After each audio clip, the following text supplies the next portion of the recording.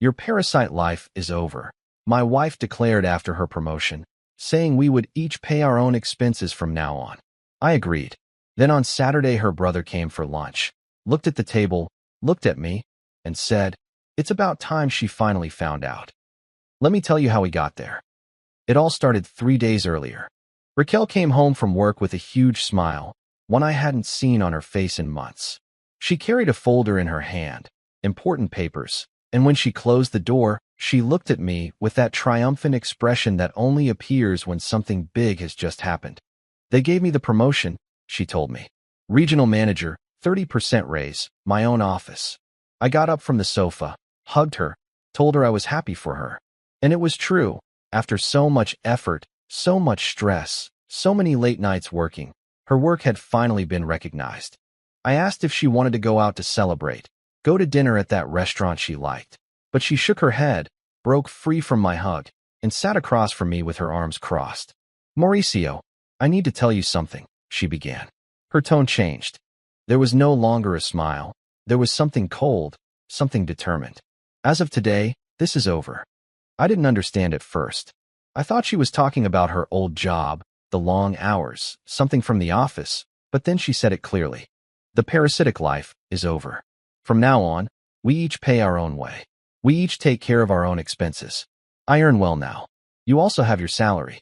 It no longer makes sense for me to carry everything while you take advantage. Parasite. That word fell like a stone in the middle of the living room. I was 50 years old.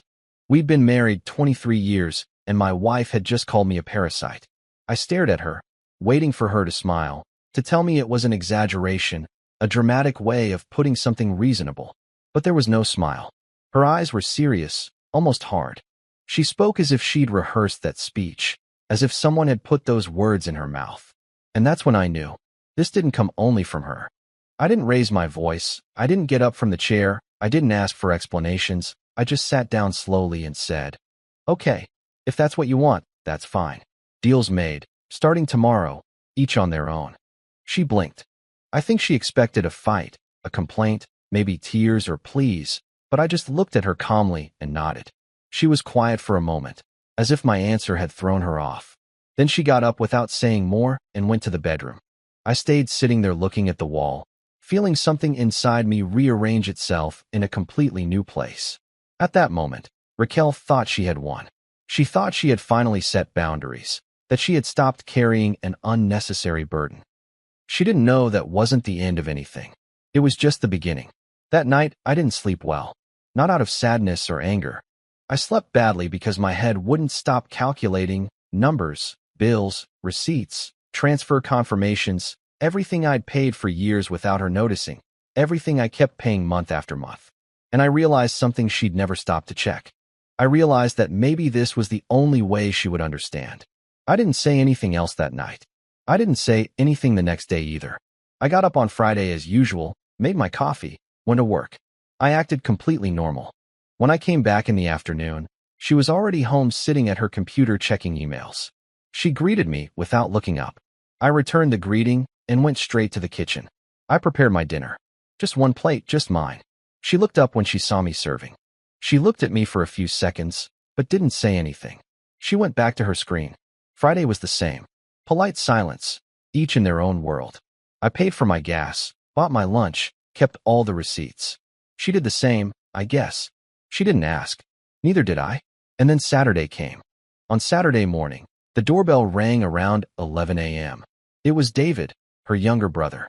He came for lunch like almost every weekend. Raquel opened the door with that wide smile she always reserved for her family. David came in, greeted me with a firm handshake, sat on the living room sofa, and started telling us about his week. Raquel seemed happy, relaxed. She told David about the promotion. He congratulated her, gave her a hug, told her she deserved it. After a few minutes, Raquel got up and went to the kitchen. I heard her open the refrigerator. There was silence. Then I heard her footsteps returning. She appeared in the living room doorway with a frown. "Mauricio, there's nothing in the refrigerator." I replied calmly, without looking up from my phone. "No, there isn't." She waited, as if I was going to give some additional explanation. "But don't you buy groceries on Fridays?" she asked. "Yes," I replied. "I always did, but not anymore. Remember what you said on Thursday. Now each on their own. If you want lunch, you buy it. David stopped looking at his phone, looked up, and watched us both. The tension in the room shifted. Raquel opened her mouth to say something, but stopped herself. She grabbed her purse and keys with a sudden movement and left the house without a word. The door closed with more force than necessary. David and I were silent for a few seconds. He looked at me with that expression people have when they're trying to understand something that doesn't make sense. "What happened, Mauricio?" he finally asked. I explained calmly, without drama. I told him about Thursday, about the promotion, about the conversation, about that word. Parasite. David listened without interrupting. When I finished, he slowly shook his head, as if processing information he already knew, but had never wanted to confirm. He sighed deeply. "It was about time she found out," he said. "Found out what?" I asked, though I think I already knew the answer. "That you're the one who's been paying for almost everything all along," he replied. "My mom put that idea in her head. Mauricio, she's been telling her for months that you don't contribute anything, that she's the one who maintains the house." And Raquel believed her. There was the confirmation. Elvira, my mother-in-law, always so present, always with opinions about our marriage, always whispering things in her daughter's ear. I had suspected it, but hearing it from David made it real. I didn't say anything for a moment, just nodded. David continued. "I told Raquel she was wrong, that you've always been responsible, but she didn't listen to me. She says Mom is right, that modern women don't have to carry men who don't contribute." I asked him if she knew how much I contributed. David shook his head. "She has no idea, Mauricio. Not the slightest idea." We stayed quiet. I knew this moment was going to come. I knew at some point Raquel was going to have to face reality, but I didn't think it would be so soon. David looked at me with something resembling pity. "I'm sorry, brother. She's going to realize. It's only a matter of time." I nodded. Yes, she was going to realize. And when she did, there would be no way to ignore it. Raquel returned 40 minutes later with 2 grocery bags. She came in without looking at me. She went straight to the kitchen. She started preparing something quick. David and I were still in the living room. She called us when it was ready. We ate in awkward silence. David tried to make conversation, but the answers were short. When he finished, he said goodbye and left. As soon as the door closed, Raquel looked at me. "This is ridiculous, Mauricio," she said. I replied without getting upset. "You asked for it, each on their own." She didn't respond. She just looked at me as if she was trying to find the right words. But in the end, she just shook her head and went to the bedroom. I stayed in the living room thinking about everything that had just happened. David was right. Raquel had no idea how much I actually paid, and the worst part is she had never bothered to ask. She just assumed. Or rather, her mother made her assume. Elvira had always been a silent problem in our marriage. She wasn't one of those mothers-in-law who openly criticize or make dramatic scenes. She was much more subtle. Small comments, casual observations, poisoned questions. "Mauricio, don't you think about finding something better?" "Raquel, my love, are you sure he's contributing enough?"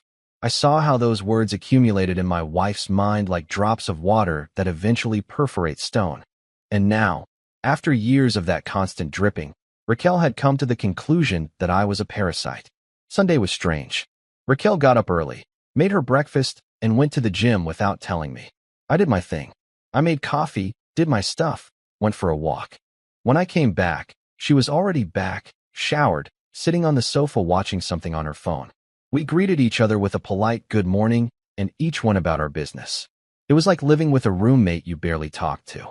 The distance between us grew, but neither of us did anything to close it.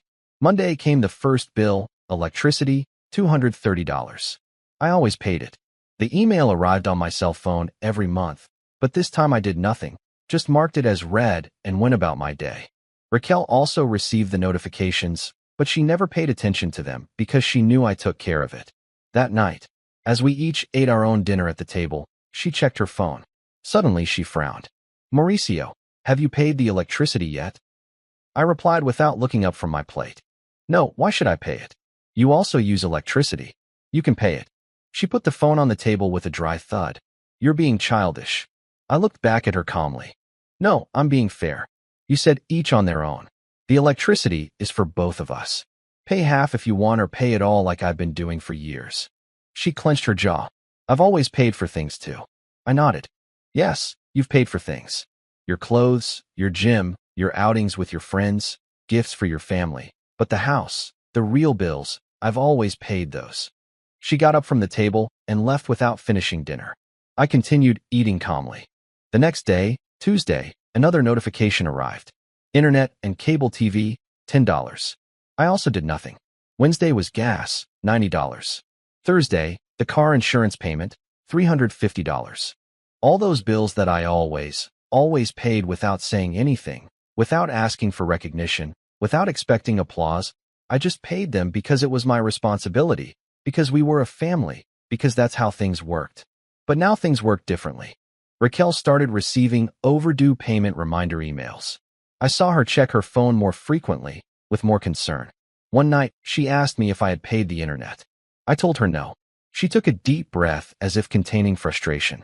Mauricio, this can't go on. I replied with the same calm as always. You're right. It can't go on. You're living in a fantasy where you think I don't contribute anything. That night, she paid for the internet. She also paid for the electricity. I saw her check her bank account after making the transfers. I saw the expression on her face. It was a mix of surprise and concern. I think it was the first time she really saw how much those things cost, but it still wasn't enough. There was still much more to understand. On Friday night, Raquel received a call from her mother. I heard the conversation from the living room. Elvira asked how everything was going, how she was with the new position, if she had already put things in order at home. Raquel told her about our agreement, about each paying their own way. I heard Elvira on the other end. Her sharp voice reached where I was. Very good, daughter. It was about time you stopped supporting that man. You'll see how everything improves now that you don't have that burden. Raquel didn't respond immediately. There was a silence. Then she said something in a low voice that I couldn't hear. The call ended a few minutes later. When Raquel came back to the living room, she had a strange expression. She didn't look at me. She sat on the sofa and watched television without really seeing anything. I knew what was going through her head. Doubts were starting to appear. The numbers weren't adding up for her. On Saturday morning, 2 weeks after that first conversation, Raquel opened her computer on the dining table. She had that look she got when she was focused on something important. I was in the kitchen preparing my breakfast when I heard her sigh. Then another deeper sigh. I peeked from the kitchen. Everything okay? She didn't look up. I'm checking the accounts. I nodded and went back to my business. A few minutes later, I heard her again. Mauricio, how much do you pay for rent? There it was. The first real question. I leaned against the kitchen door frame and looked at her. $1,500 every month. Since we moved here 8 years ago. She looked up, surprised. $1,500? I nodded. I thought you knew. My name's on it. Because when we rented, you were still fixing your credit. She looked back at the screen. And what else do you pay? I gave her the list. Car insurance, $350 a month. Gas for both cars, about $400 monthly. The big grocery shopping I did every 15 days, between $600 and $800 depending on the month. Car maintenance, about $200 monthly average. Meals out when we went out together. Birthday gifts for her family. House repairs. The gardener who came every 2 weeks. The air conditioner technician when it broke down everything.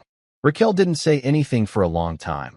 Just looked at her computer screen where she was surely seeing her own expenses, her gym, her hairdresser, her nails, her clothes, her outings with friends, her online purchases, everything she considered necessary and that she paid with her salary, believing that with that she was contributing equally.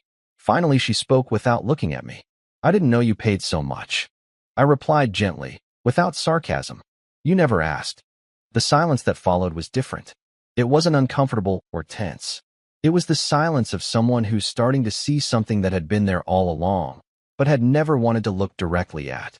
Raquel slowly closed the computer, got up from the chair, and went to the bedroom without saying anything else. I finished my breakfast, washed my plate, and went to do my things. The cracks were appearing, and this was just beginning. The following days were revealing. Raquel started noticing things that used to go unnoticed. On Tuesday morning, she realized there was no coffee. There was always coffee because I bought it every week. But now I didn't. She had to go out early to buy a bag before going to work. That night, she arrived tired and opened the refrigerator looking for something quick for dinner. There was nothing prepared. Normally, I would leave something made, or at least ingredients ready to cook. Now the refrigerator only had the basics that each bought for themselves.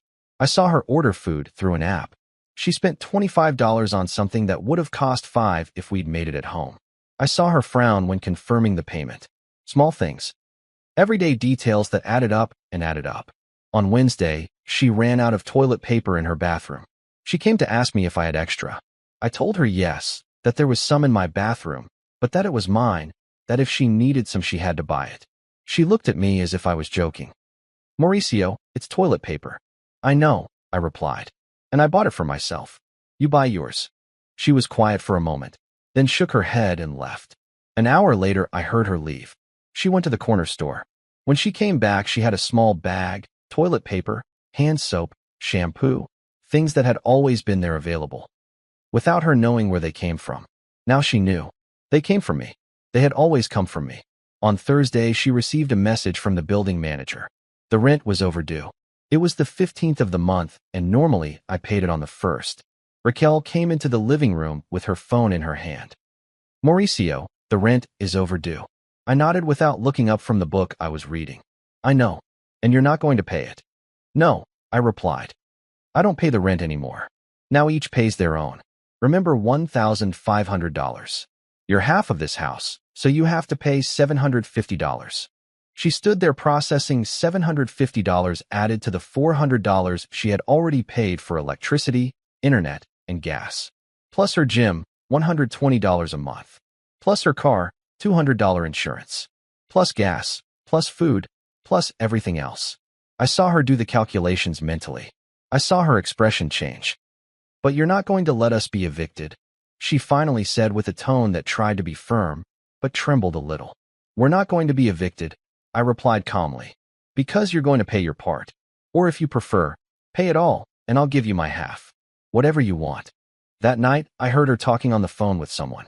She was in the bedroom with the door closed, but her voice filtered through. She was talking to Elvira, her mother. I don't understand what's wrong with him, Mom. He's acting like a child. He doesn't want to pay anything. He's letting the bills fall behind. Elvira's voice on the other end said something I couldn't hear completely, but I caught loose words. Manipulation, control, economic abuse. The words her mother used to describe what I was doing. But Raquel no longer sounded so convinced. Her voice had doubts. It's just, Mom, he says he's always paid everything. He says I had no idea how much he contributed. Elvira responded something else, louder this time. That's what all men say. Daughter, they exaggerate their contribution to make you feel guilty. Don't be fooled. Hold your ground. There was a silence. Then Raquel said something in a very low voice, and the call ended. On Friday afternoon, when I came home from work, I found Raquel sitting on the sofa surrounded by papers, bills, receipts, bank statements. She had her computer open and a notebook where she was writing down numbers. She saw me come in, but didn't say anything. I went to the kitchen, prepared something to eat, and sat at the table. From there I could see her. She was concentrated, serious. Moving papers from one side to another. She was looking for something. She was trying to find evidence that she had also been paying her fair share. After a while she got up and came to the kitchen. She stood in front of the table with a paper in her hand. Mauricio, I need us to be honest. I looked up. I've always been honest. She ignored my comment. I've been checking everything, all the expenses for the last few months, and I need to know exactly what you've been paying for. I suggested she check the bank accounts, the bills in my name, the payment receipts. Everything's there. I never hid it. She sat across from me. For the first time in weeks, she looked at me directly, without evading, without that hardness in her eyes. There was something different, confusion maybe, or the beginning of understanding. If you've really been paying everything you say, then I've been very wrong. I didn't respond. I just held her gaze. She continued, but I don't understand why you never told me anything. Why did you never show me the bills? Why did you let me think I was carrying everything? There was the question I had been waiting for. I replied calmly. Because I shouldn't have had to tell you, Raquel. We're adults. We've been married for over 20 years. If you wanted to know who paid what, you could have asked at any time. You could have checked, but you never did. You just assumed what your mother told you. She looked down. That's not fair, I replied. What's not fair is that you called me a parasite without even checking if it was true. She fell silent. After a moment, she got up and went back to the living room with her papers. I heard her sigh several times. That night we didn't have dinner together. Each ate at different times, in different spaces.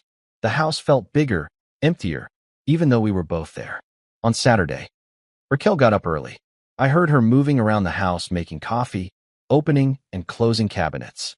When I came out of the bedroom, I found her in the kitchen with a list in her hand. "Good morning," she said. Her voice was different, less hostile, more tired. "Good morning," I replied. She showed me the list. "I need to go to the supermarket. I'm going to buy things for the house. Real food, not just for myself." I nodded. "Okay."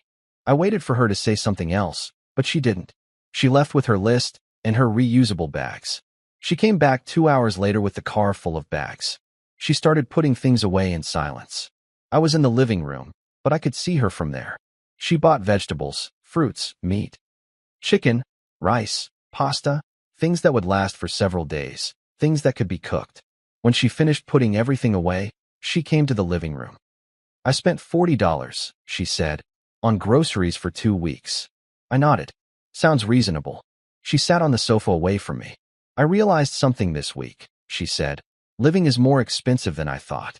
Or maybe I always knew, but I never paid attention because you took care of everything." I didn't respond. I just waited for her to continue. "I did the math, Mauricio, I really did. I added everything up. The rent, the utilities, the food, the maintenance, the gas, the insurance, everything you say you paid, and it makes sense. The numbers make sense." She paused. I saw her searching for the right words. "If you've really been paying all that for years, then I've only been paying for my personal things, my clothes, my gym, my outings. And that's not equitable. That's not being partners. That's being a person who lives in someone else's house and only pays for their own whims." I remained silent. She needed to say this. She needed to come to this conclusion herself. But then something changed in her expression. "But my mom said you exaggerated. That men always say they pay more than they actually pay." There was Elvira again. Always Elvira. I asked her directly. "Raquel, do you want to see the receipts? Do you want to check every bill? Every transfer, every receipt I've kept for years. I can show you all of them right now if you want." She hesitated. I saw the internal struggle on her face. The part of her that wanted to believe me against the part that didn't want to admit her mother was wrong. Finally, she nodded. "Yes, I want to see them." I got up, went to my office, and took out a box I kept in the closet, a clear plastic box full of folders organized by year and by type of expense. I came back to the living room and put it on the coffee table. Raquel looked at me, surprised by the size of the box. "Everything's in there," I told her, "the last 5 years. If you want to see further back, I have digital files." Raquel stared at the box as if it were something she had never expected to find. Slowly, she reached out and pulled out one of the folders. 2024, the label read. She opened it. Inside were receipts organized by months, each in its transparent divider: January, February, March. Electricity bills, water, gas, internet, rent transfer receipts, supermarket tickets, gas receipts. Everything was there, organized, documented, saved. She turned the pages slowly. I saw her eyes move from one number to another. Rent $1. $500 every month without fail. Electricity between $200 and $300 depending on the season. Internet and cable $180. Gas between $80 and $120. Supermarket $600, $700, $800. Gas $400, $500 some months. Car insurance $350. Garden maintenance $120 every 2 weeks. She turned to another month. The numbers repeated, then another month. The same. She took out another folder. 2023, the same story, page after page of expenses that I had covered, month after month, year after year, without saying anything, without asking for recognition, without keeping track of who owed what, simply paying. Because we were a family, and that's what you do. Raquel left the folder on the table and leaned back on the sofa. She put her hands to her face. She didn't say anything for a long time. When she finally spoke, her voice was small, broken. "Mauricio, I didn't know. I really didn't know." I looked at her without expression. "You could have known. You could have asked at any time during these 23 years. She shook her head, still with her hands covering her face. I thought we shared everything. I thought we both put in the same amount. I replied calmly. We never shared everything, Raquel. I put in almost everything and you put in your personal things. But I never told you anything because I didn't want you to feel bad, because I thought we were a team and it didn't matter who paid more. She lowered her hands and looked at me. Then why does it matter now? Why are you doing this now? I held her gaze. Because you call me a parasite. Because you decided that I didn't contribute anything. Because you listened to your mother and without checking anything, without asking me anything, you assumed that I was a burden. And then you told me that each should pay their own. I'm just doing exactly what you asked. Raquel got up from the sofa and started walking back and forth across the living room. She was agitated, nervous, running her hands through her hair. My mom said that all men exaggerate their expenses, that you surely paid some things, but not as much as you said. I leaned back on the sofa. Your mom was wrong, and you chose to believe her instead of trusting me. That's what hurts the most, Raquel. It's not the money. It's that after more than 20 years together, you chose to believe your mother's narrative over the reality of your own marriage. She stopped in front of the window with her back to me. She stood there in silence for several minutes. Then I heard a sob. She was crying. I didn't move. I didn't go to comfort her. This was something she needed to process alone. After a while, she wiped her face with her hands and turned around. Her eyes were red. What am I going to do now? She asked. Her voice sounded lost, like someone who had just realized they had made a terrible mistake and didn't know how to fix it. I answered her honestly. I don't know, Raquel. You have to decide that. I've already made my decision.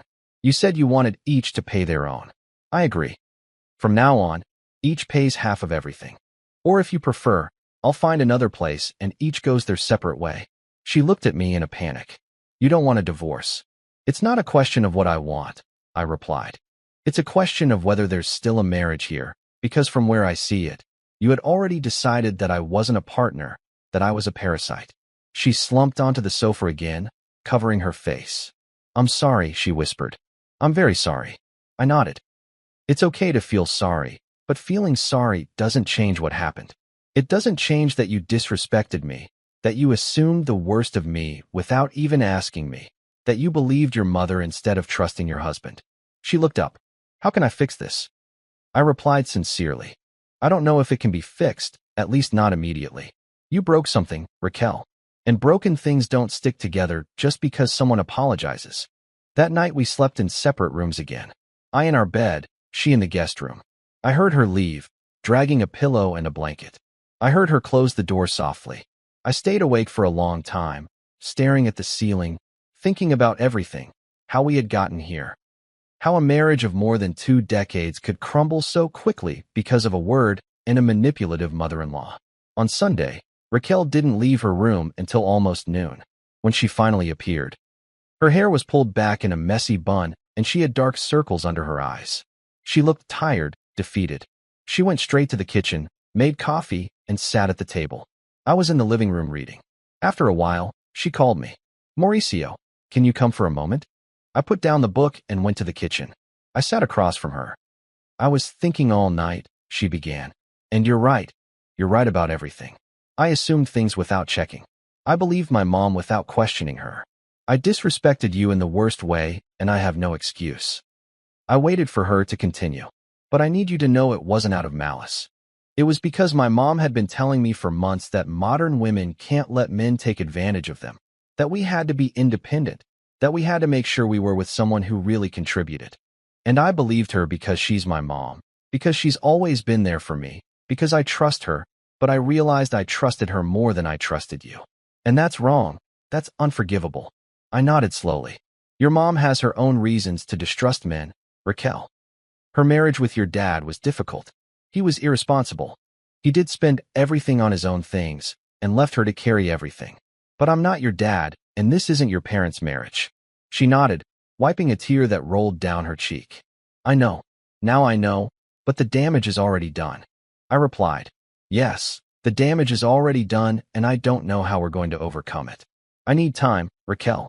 I need time to process all this, to decide if I want to stay in a marriage where my wife can believe her mother more than me, where I can be called a parasite without there being a single proof that I am. She extended her hand across the table, reaching for mine. I didn't pull away, but I didn't take it either. Give me a chance to show you I was wrong, she said. Give me a chance to make this up. I asked her how she planned to do that. I don't know yet, she replied. But I'm going to start paying my part, my real part, half of everything. And I'm going to talk to my mom.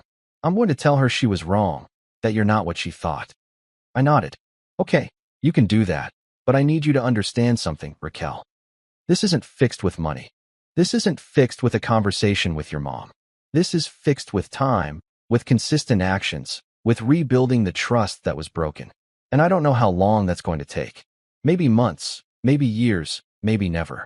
She nodded, new tears streaming down her face. I understand. I'll wait as long as it takes. I got up from the table. I'm going for a walk. I told her. I need air. She nodded without saying anything.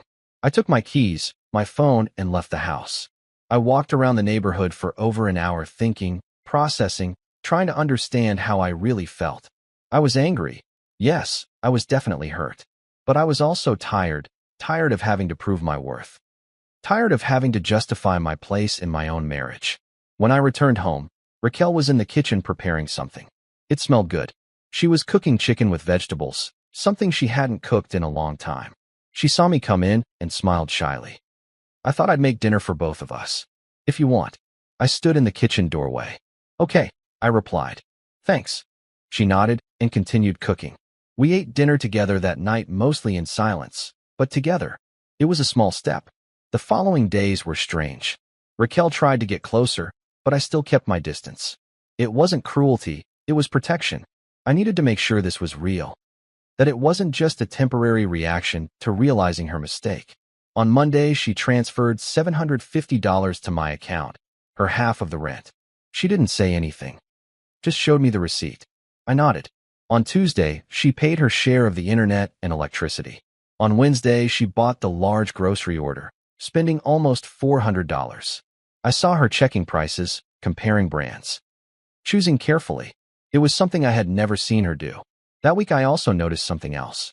Raquel started coming home later from work. Not much, maybe half an hour, 40 minutes. But enough to be noticeable. One night, I asked her if everything was okay at the office. She hesitated before answering. Yes, everything's fine. I just have more responsibilities now with the promotion. I nodded, but something in her tone told me there was more to it. On Thursday night, I heard her phone ring while she was in the shower. It was a message. The screen lit up on the living room table. It was from Elvira. I need to talk to you urgently. Call me. I didn't touch her phone.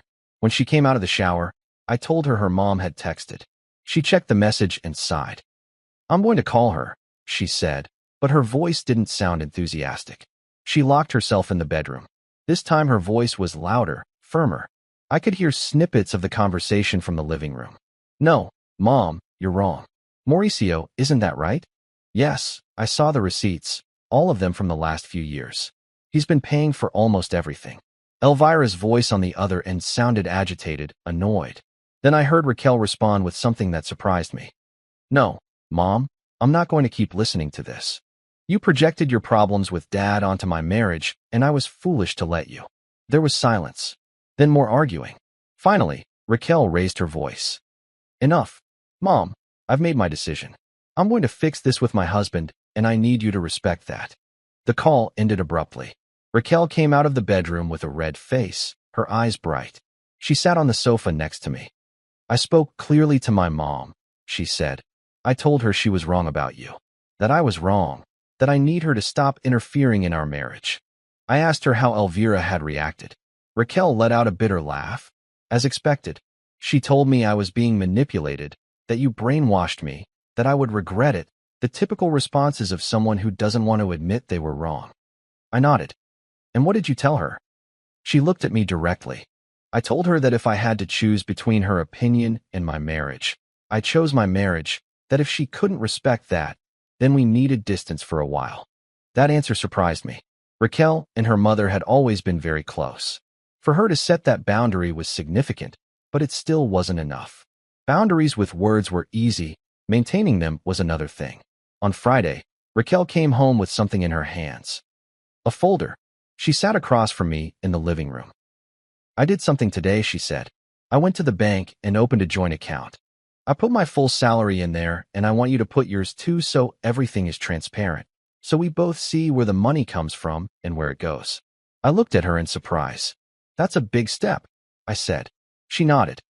I know, but I need you to see that I'm serious, that I really want to change how we've been managing things. Or rather, how I wasn't paying attention to how you were managing things. I took the folder. Inside were the account papers, all signed on her side. Only my signature was missing. I left it on the table. I'll think about it, I told her.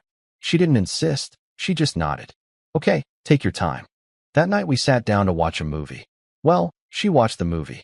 I was there. But my mind was elsewhere thinking about everything. About whether I really wanted to go back to how things were. About whether we could go back. About whether I wanted to go back. Because there was something I discovered during these weeks of financial separation. I discovered that I could be alone, that I didn't need to carry someone who didn't value me. On Saturday morning the doorbell rang. It was David again. He came without warning.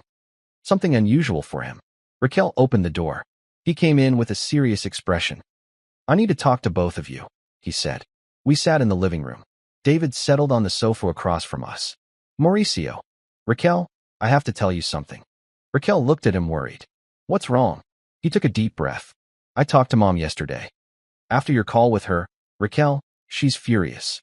She says Mauricio is manipulating you, that the receipts might be fake, that men are experts at deceiving with numbers. Raquel closed her eyes, frustrated. Oh my God. David raised a hand. Let me finish. I told her I also saw the receipts, that I've been coming here every Saturday for years, and there's always food. Everything's always in order. Mauricio is always the one making sure everything works. I told her she's projecting her own traumas onto your marriage. Raquel opened her eyes. And what did she say? David smiled sadly. She hung up on me. Raquel put her hands to her face. This is a disaster. David shook his head. No, sister, this was necessary. Mom has been controlling your life since you got married. She always has an opinion about everything, about your house, about your job, about your husband. And you always listen to her because she's Mom. But it's time for you to live your own life, to make your own decisions, to trust your own judgment. He looked at me. Mauricio, I'm so sorry about all this. I should have spoken sooner. I should have told Raquel years ago that Mom was wrong about you, but I didn't want to get involved. I thought she would eventually figure it out herself. I was wrong. I replied honestly. I appreciate you saying that, David, but this isn't your responsibility. It's Raquel's, and it's mine too, for never talking clearly about finances. David nodded. Well, I came to tell you that, and also to tell you that I support both of you. You're good together. You just need to communicate better. And Raquel, you need to learn to set boundaries with Mom. Raquel nodded, wiping away tears. I know, I already started. David got up to leave. Before leaving, he stopped at the door. Oh, and one more thing. Mom is planning to come next week to talk to you. I just wanted to warn you. He left us in silence. Raquel looked at me with concern.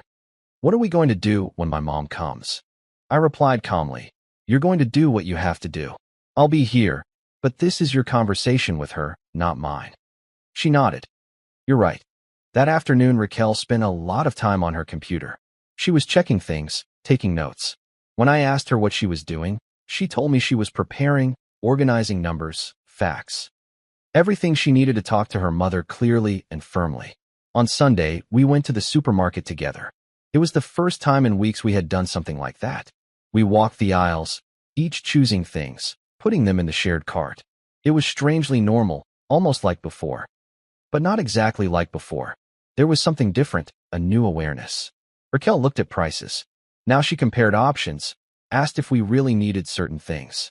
It was like watching her wake up to a reality that had always been there, but that she had never wanted to see. At the checkout, when the total appeared on the screen, for $180, I saw Raquel swallow. She took out her card and paid without saying anything. But I saw her look at the receipt afterwards, how she did mental calculations, how she processed that this was only 2 weeks of groceries, that this happened every 15 days. That added to everything else, living was really expensive. In the car on the way home, she spoke. Mauricio, I want to ask you something. Sure, I replied. How did you do it all these years? How did you pay for all this without ever complaining? Without asking me to contribute more? without making me feel bad. I replied honestly, because I loved you, because I thought we were a team, because my salary was enough to cover everything and yours was good for your things and for savings.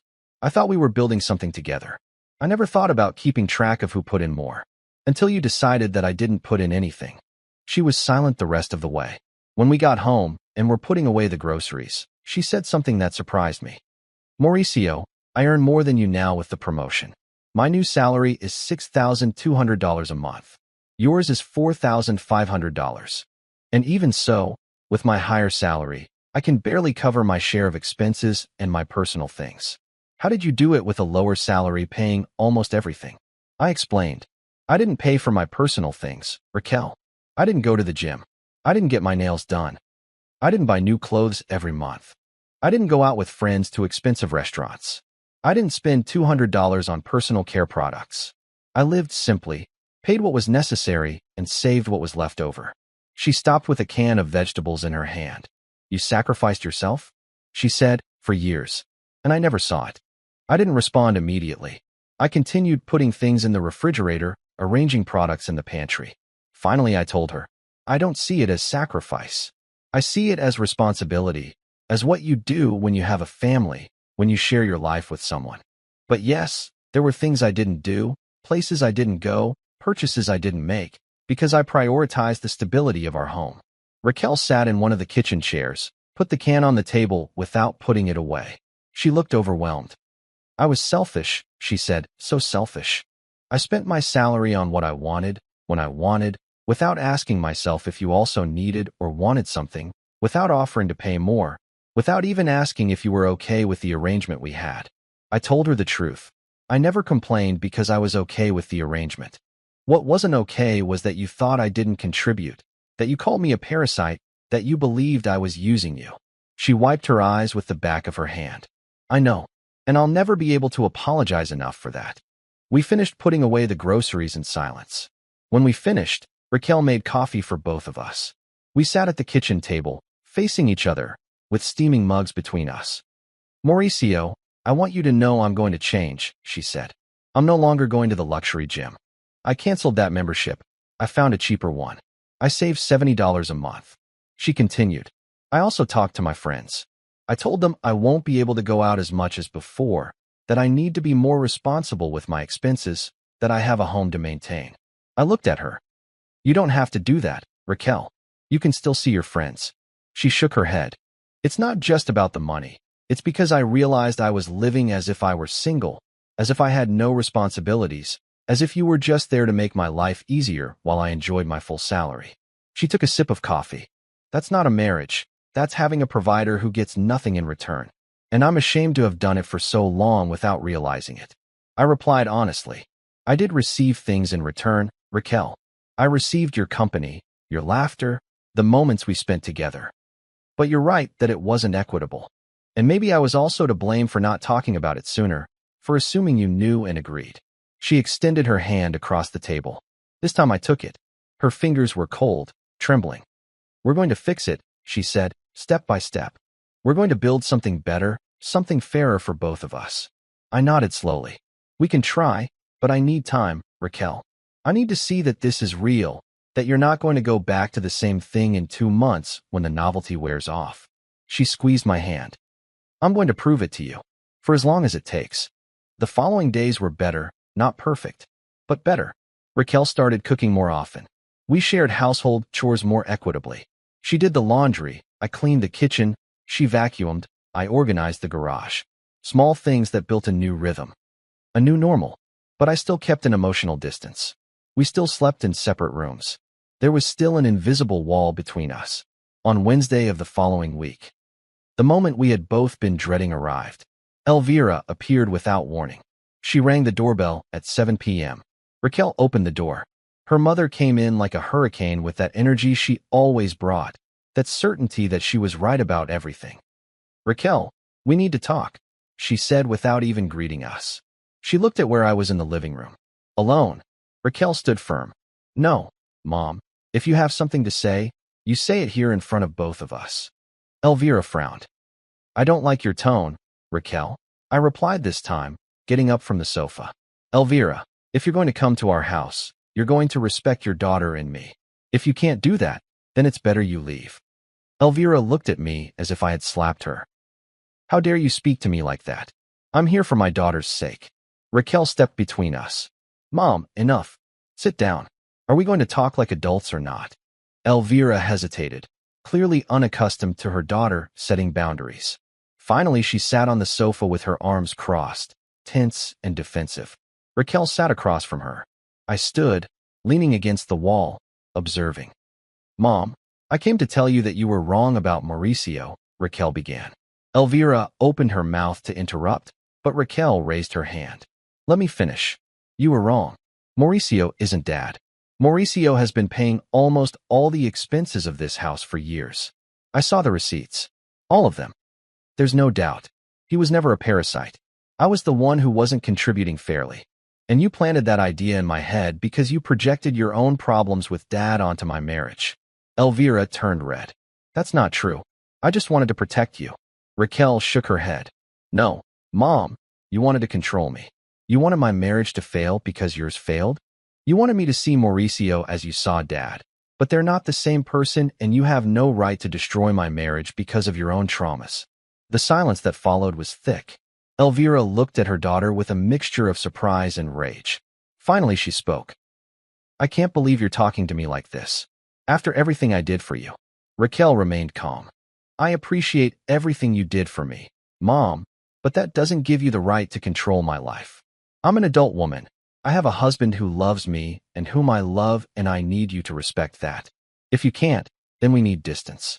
Elvira got up abruptly. "Okay, I see you've made your decision.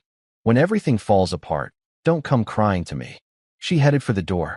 Raquel got up too. "Mom, it doesn't have to be like this. We can have a healthy relationship if you stop trying to control me." Elvira stopped at the door without turning around. "I'm going to need time to process this." She left, closing the door forcefully. Raquel stood there looking at the closed door and started to tremble. I went over and hugged her. She broke down in my arms, crying. "Did I do well?" she asked between sobs. I replied softly, "Yes, you did very well. I'm proud of you." We stayed like that for several minutes. When she finally calmed down, she pulled away and looked at me. "That was the hardest thing I've ever done in my life." I wiped a tear from her cheek. "I know, but it was necessary." That night, Raquel didn't go to the guest room. She stayed in the living room with me. We watched a movie together. She leaned on the sofa with her head near me, though not touching me. It was small progress, but progress nonetheless. When the movie ended, she looked at me. "Mauricio, I want to ask you something." "Go ahead. Do you think you'll ever be able to completely forgive me? Will you be able to trust me again?" I replied honestly, "I don't know, Raquel. I want to be able to, but trust is built with time and consistent actions. You hurt me deeply, not just with what you said, but with not believing me, with choosing your mother's narrative over our reality. That doesn't heal overnight." She nodded. "I understand. I'll keep proving to you that I've changed for as long as it takes." She got up from the sofa. "Good night, Mauricio." I returned the greeting. "Good night." She stopped before going to the bedroom. "Thanks," she said, "for not giving up yet, for giving me this opportunity." I told her the truth. I'm not doing it just for you. I'm doing it for the 23 years we built together, to see if there's still something to save. She nodded and left. I stayed in the living room for a while longer thinking about everything that had changed, about everything that still needed to change. The next day, Raquel came home from work earlier than usual. She had a bag in her hand. She looked for me in my office. "I have something for you," she said.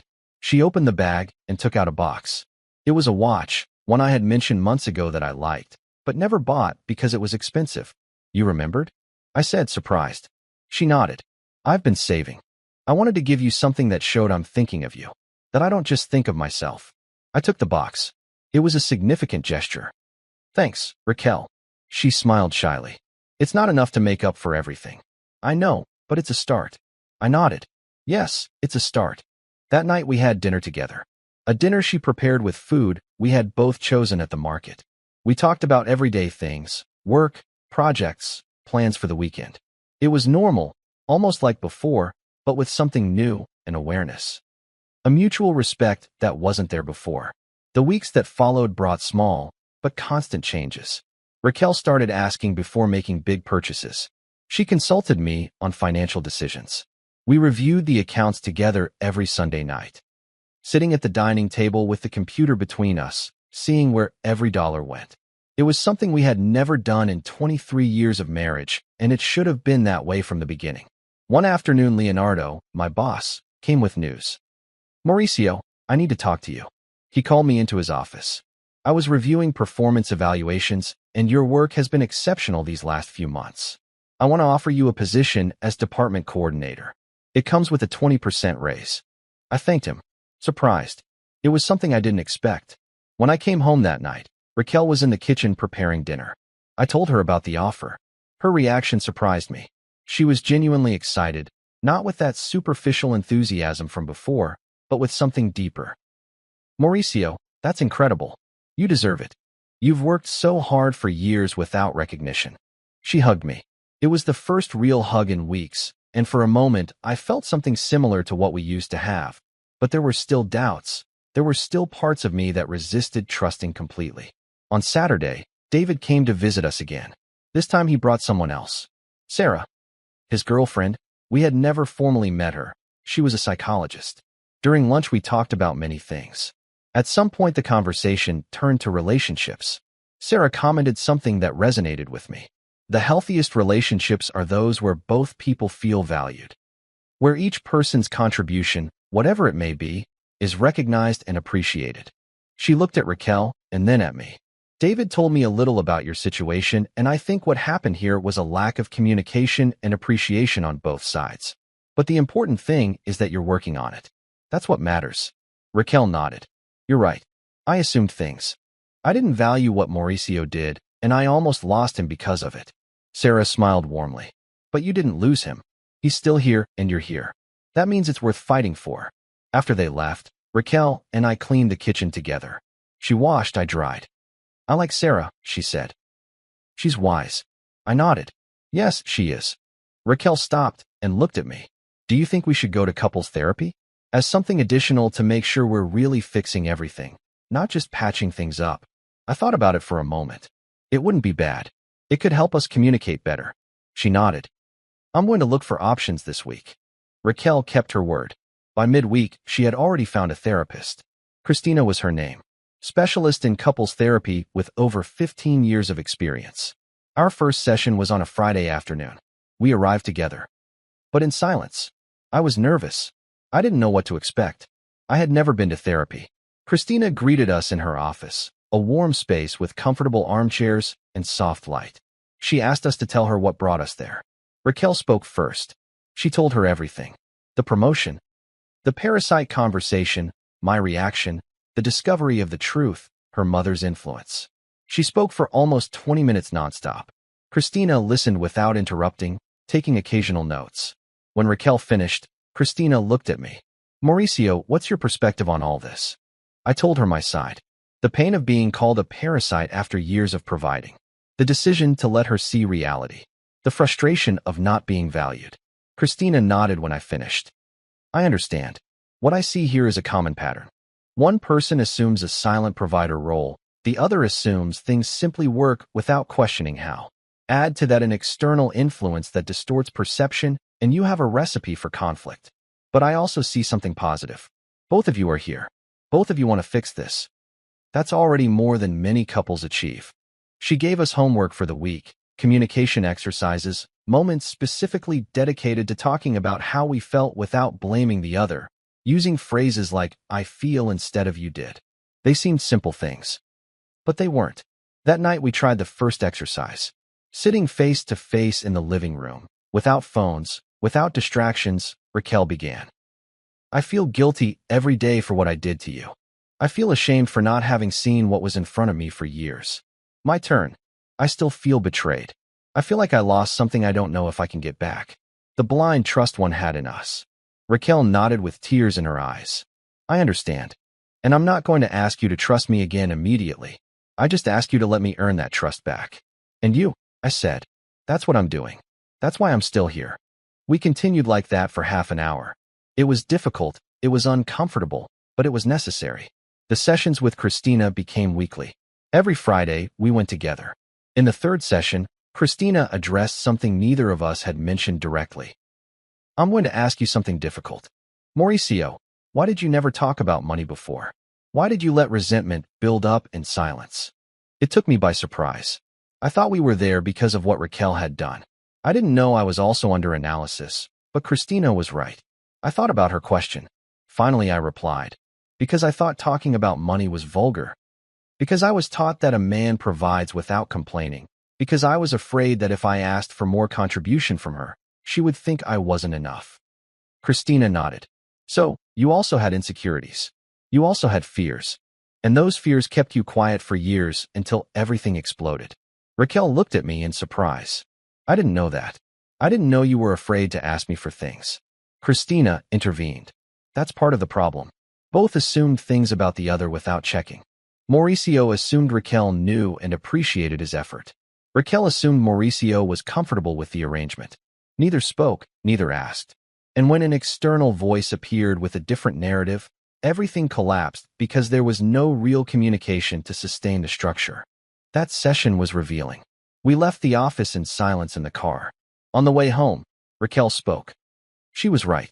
I never asked you how you felt. I never asked you if you were okay with everything. I just assumed. I replied. I never told you. I never expressed my needs. I never asked for things to be different. We both failed to communicate. It's not just your fault. It's both of ours. We got home and kept talking, but this time it was different. There were no accusations, no defenses. Just two people trying to understand where they had gotten lost and how they could find each other again. Raquel asked, if you could go back, what would you do differently? I thought about it. I would have talked about money from the beginning. I would have said when something bothered me. I would have asked for help instead of carrying everything in silence. And you? I asked her. She sighed. I would have paid attention. I would have asked. I would have checked the accounts. I would have been more aware of everything you did, and I definitely would have set boundaries with my mom much sooner. We fell silent. Then she said something that surprised me. Mauricio, I want you to know I admire you. I looked up. Why? Because when you called me a parasite, when you disrespected me in the worst way, you didn't yell. You didn't insult me. You didn't get cruel revenge. You simply showed me the truth. You let me see the consequences of my actions without destroying me in the process. That takes a strength I don't know if I would have. I replied, I didn't do it to be noble, Raquel. I did it because I was hurt and tired, but also because I still loved you. And you don't destroy the people you love. She started crying. Seeing Raquel cry wasn't new to me, but this time it was different. They weren't tears of frustration or anger. They were tears of something deeper. Genuine remorse. I went over and hugged her. She clung to me as if she was afraid I would leave. We stayed like that for a long time, just hugging, just breathing, just existing together.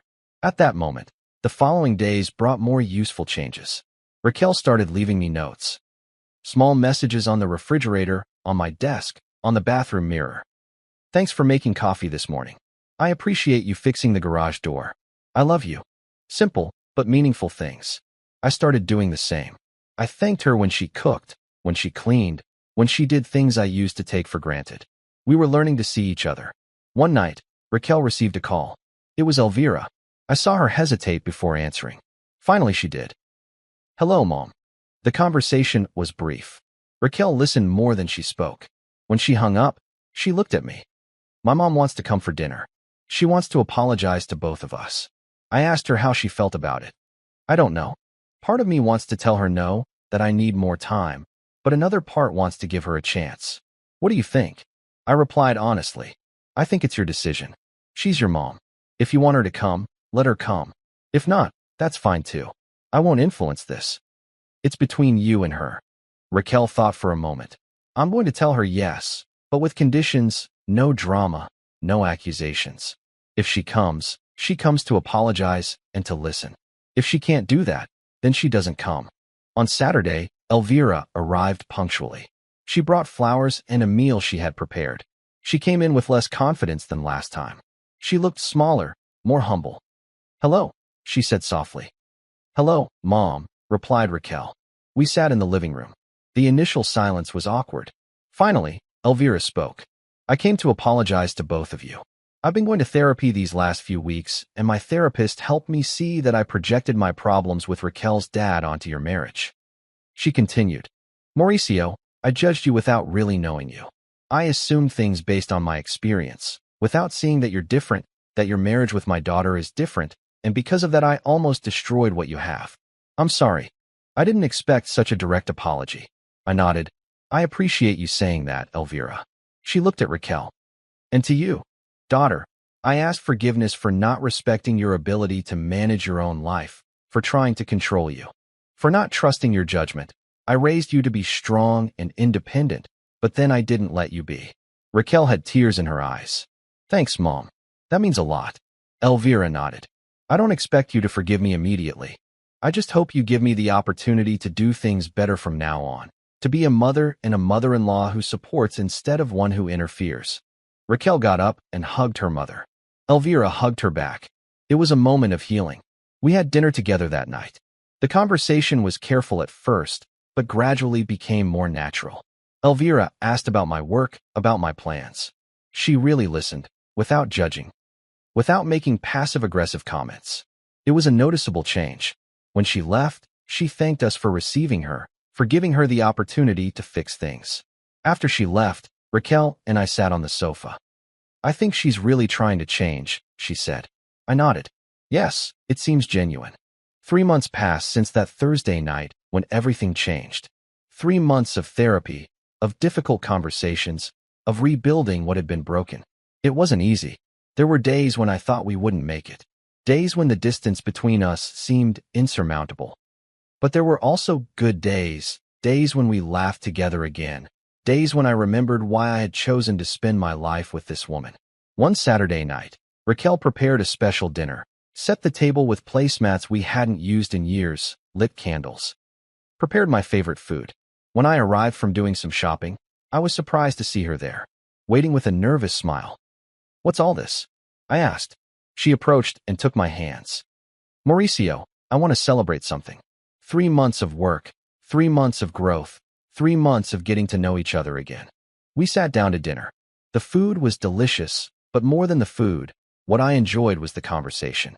We talked about everything, about our jobs, about our dreams, about things we wanted to do together, trips we wanted to take, projects we wanted to start. It was like rediscovering the person who had been by my side for more than 2 decades, but who had somehow become invisible. After dinner, Raquel took something out of her purse. It was an envelope. She handed it to me with trembling hands. Open it. Inside were 2 plane tickets to Costa Rica for 2 months from now. You always wanted to go there, she said. You always talked about the beaches, about nature, but we never went because I always prioritized other destinations. This time I want to go where you want to go. I want to do something that makes you happy. I stared at the tickets. It was a big gesture, not just because of the cost, but because of what it represented. Raquel listening to my desires, Raquel prioritizing me, Raquel showing that she had really changed. Thanks, I told her. This means a lot. She smiled. You mean the rest of my life demonstrating it, not with words, but with actions. That night we were intimate again for the first time in months. It wasn't like before. It was different, more conscious, more present, as if we both knew that what we had was fragile and precious and worth taking care of. Afterwards, lying in the dark, Raquel spoke. Mauricio, can I ask you something? Sure. Did you really forgive me, or are you just trying to move on? I replied with total honesty. I don't know if I completely forgave you. I don't know if I'll ever forget how I felt when you called me a parasite. That word still hurts when I remember it. But I do know that I love you and I know that you're doing everything possible to fix what was broken. And that counts a lot. She nodded in the dark. I'll keep trying every day for the rest of my life if necessary. The sessions with Christina continued. In one of them, 2 weeks after that special dinner, she gave us a different task. I want each of you to write a letter, not for the other, for yourselves. A letter about what you learned from all this, what you discovered about yourselves. She gave us a week to do it. That night I sat in my office and started writing. I wrote about how I learned that silence isn't strength, that keeping everything inside doesn't make you noble, it makes you invisible. I wrote about how I learned that I have value beyond what I provide, that I deserve to be seen, appreciated, respected. I wrote about how I almost lost my marriage for not asking for what I needed, for assuming that love was enough when communication and recognition were also needed. In the next session, Christina asked us to read our letters aloud. I read mine first. When I finished, Raquel had tears in her eyes. Then it was her turn. Her letter talked about privilege, about how she lived in a bubble of comfort without seeing the invisible work that sustained her, about how she confused independence with selfishness, about how she almost destroyed the most valuable thing she had by listening to external voices instead of trusting her own experience. Christina let us process in silence for a moment. Then she spoke. What you both wrote is powerful. Mauricio, you learned that your voice matters, that your needs are valid. Raquel, you learned that true maturity isn't in how much you earn or what position you have, but in how conscious you are of your impact on others. Both of you grew, and that growth is what will sustain this marriage from now on. We left that session feeling different, lighter somehow, as if we had left something heavy behind.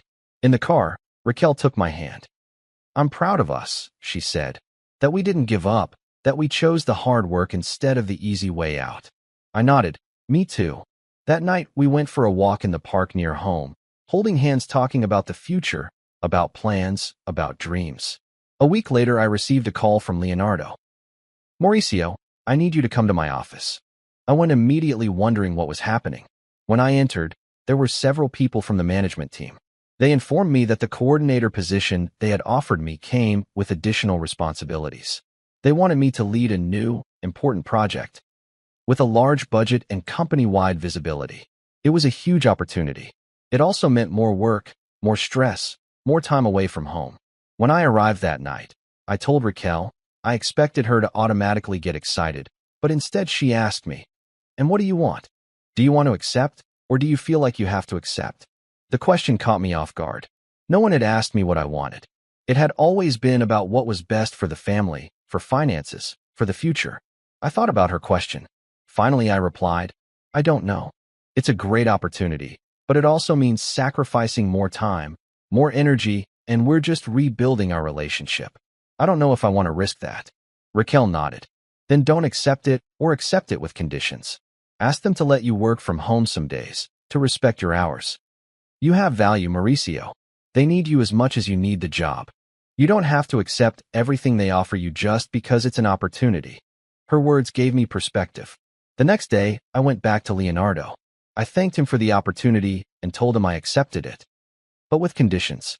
Remote work 2 days a week. Reasonable hours with no expectation of constant availability outside of work hours. Respect for my personal life. I expected resistance, but Leonardo nodded. That sounds fair to me. Your terms are reasonable. Welcome to the team. When I told Raquel that night, she hugged me. I'm so proud of you, that you ask for what you deserve, that you value your time and your life outside of work. That's growth. I nodded. I learned from someone. I said, smiling. She laughed. We laughed together. And at that moment, I felt something I hadn't felt in a long time. I felt that we were truly a team. Two people supporting each other instead of one carrying the other. David came to visit us the following Saturday. He brought Sarah with him. While we had lunch, they told us they were getting married. Raquel got excited. Congratulated them effusively. David looked at me. Mauricio, I want to ask you something. Do you want to be my best man? I was surprised. It would be an honor, I replied. He smiled. You and Raquel have been an example for me. Not a perfect example, but a real example. You showed me that marriages have problems, that people make mistakes, but that if both are willing to work, almost anything can be overcome. His words moved me. After they left, Raquel and I sat on the sofa. I never thought we would be an example for anyone, she said, especially after everything that happened. I replied, maybe that's why we're an example, because we didn't hide our problems, because we didn't pretend everything was fine when it wasn't, because we did the hard work and moved forward. The following months were the best we had had in years. The trip to Costa Rica was beautiful. We walked on beaches, explored forests, reconnected away from everyday pressures. Raquel took photos, many photos.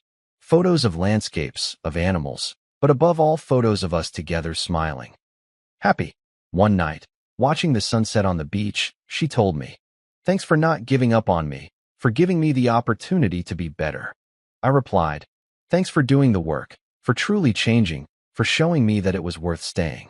We kissed as the sun set on the horizon, and at that moment, I knew we were going to be okay. Not perfect, not without future problems, but together, truly together, as partners, as equals, as it should have been from the beginning. Some lessons only appear when we stop carrying others, when we let people see the consequences of their actions, when we value ourselves enough to demand respect. I learned that my value isn't in how much I give without asking for anything in return. Raquel learned that real independence includes seeing and